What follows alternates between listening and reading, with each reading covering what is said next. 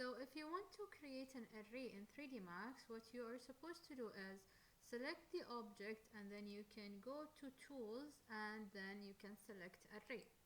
Now this window will appear for you where you can do whatever you want to do. So when you click on display, or sorry, when you click on preview, it will show you whatever you change in here. You can select the number of items. So let's say I want 5 copies, and then do you want it to be copy or instance or reference? If you want to change it, or if you want the array to be in moving, you can just move from this side. So you have move, you have rotate, and you have scale.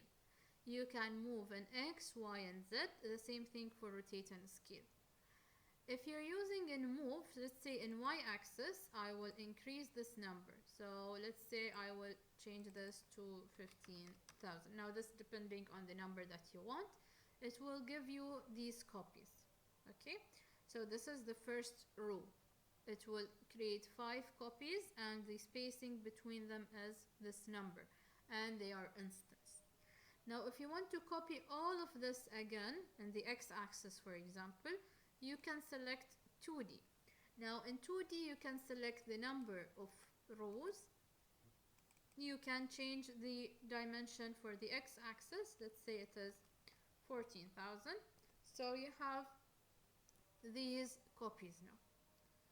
Okay, so this is if you want to do the rectangular array that you have in AutoCAD. If you want to do the polar array, that you want it to be around something, you need to make sure that the pivot point for the object, let me just copy this here, and I will copy this object again. Okay, so this is what we have. Now if you want to rotate it around something, you need to make sure that the X and Y, or this pivot point, is in the center of your rotation first. So what I'm going to do is I'm going to go to hierarchy, affect pivot only, move this wherever you want, or if you already have a circle or an object or anything, you can use align, and when you align it to something, you can select pivot point to center, so it will be in the center of the new object. Okay, so now I will just move it because I don't have any object in here, and then close this one. Now this is the center of your rotation. This object will rotate around the pivot point.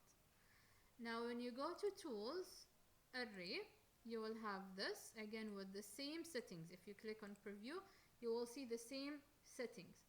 So you have to reset all the parameters first, and then from here again you can select the number of copies. Let's say I want 6 copies, and then from here you can select copy or instance or reference.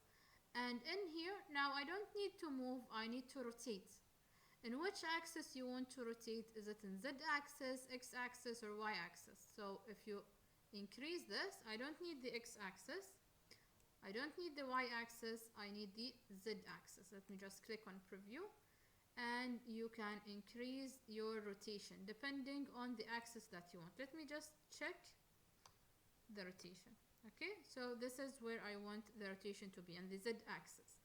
Again, I will go to tools, array, okay, reset all parameters, preview, and increase the rotation for the Z axis, and it will rotate them. You can type the number of angle that you want between each one, or you can go to this arrow and type that the total I want it to be 360 or 180, and so on.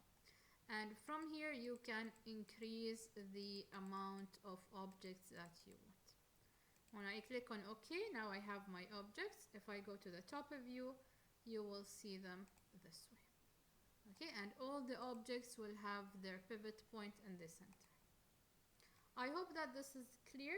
You can play around with array. We have lots of settings. It's not only for these types of arrays. You can, for example, if I go back, and let's just take it back to 3D, you can also go to array and move all these numbers, not only one side. So I will keep it as 360 as we did, but also I want to move it in the z axis. So let's say I will move it in z axis as well. So it will rotate and move up. And also if you want to scale it down, you can scale it down and it will be scaled down as well. So let's say 50, 50, 50. So it will scale all around, or let's say 80, 80, 80. Okay, so you will have these. So you can play around with any of them. This side is for incremental, which means between each object I want this one, or between each object I want this angle for rotation. Here you can add the total number for movement, or the total degrees for rotation, or the total percent for the scaling. So according to this you will get whatever you want. Okay, and this is the final array that we have. I hope that this is clear. If you have any more questions, please let me know.